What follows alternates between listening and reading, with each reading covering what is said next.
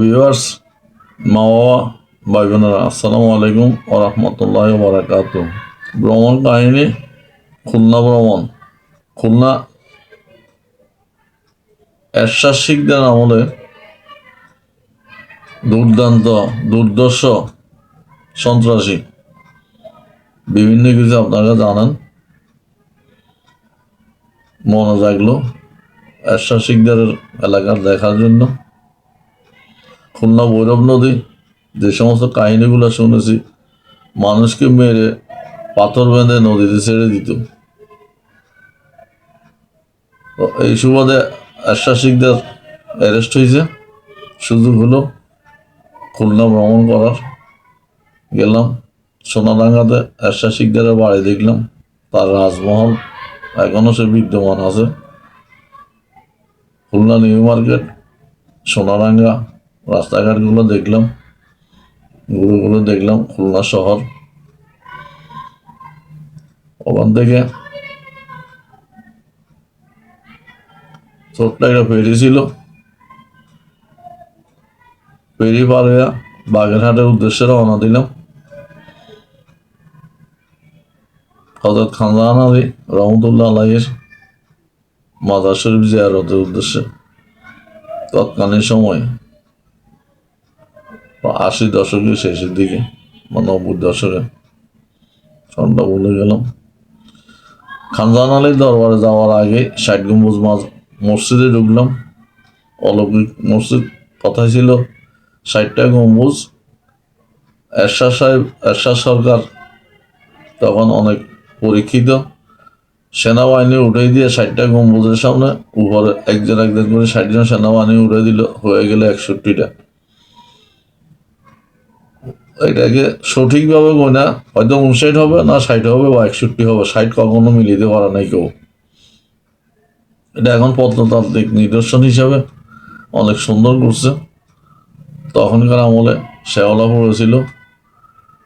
ভাবলাম আজ থেকে আরো 500-700 বছর আগে এই পাথর, এই ইটা বালু যে অজপাড়াগা খুলনা বাগেরহাটে খানজাহান আলীর দরবার শরীফের টিলের উপরে,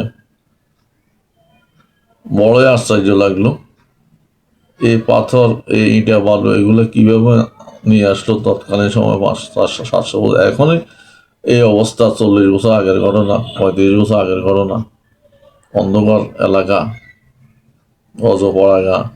তৎকালীন সময় এই মসজিদগুলা, এই মাদ্রাসাগুলা, এই রওজা শরীফ খানজাহান আলীর, এগুলার মাল সামানাগুলো কিভাবে নিয়ে আসলো কথিত আছে।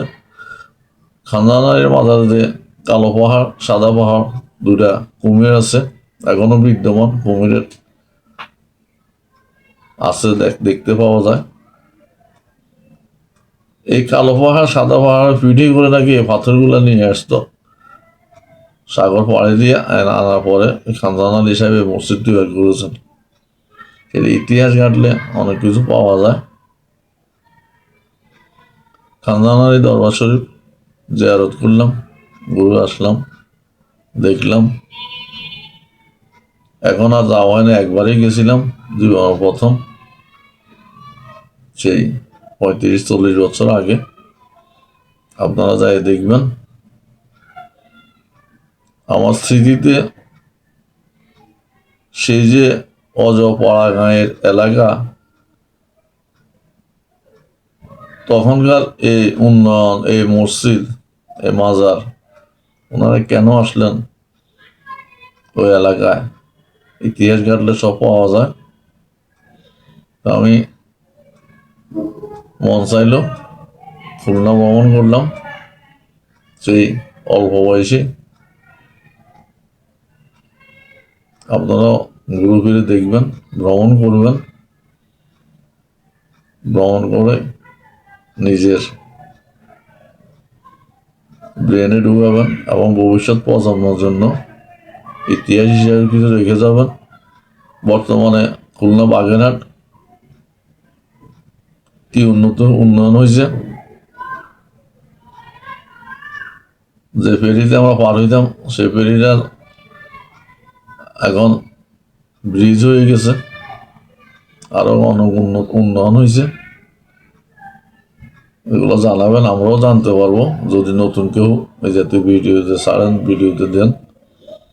সবাই তো সব জায়গায় ঘোরার সৌভাগ্য হয় না। তখনকার আমার স্বচক্ষে দেখে আসা আর বর্তমানে কি অবস্থা জানতে পারলে ভালো হবে, আরও জ্ঞান বাড়বে।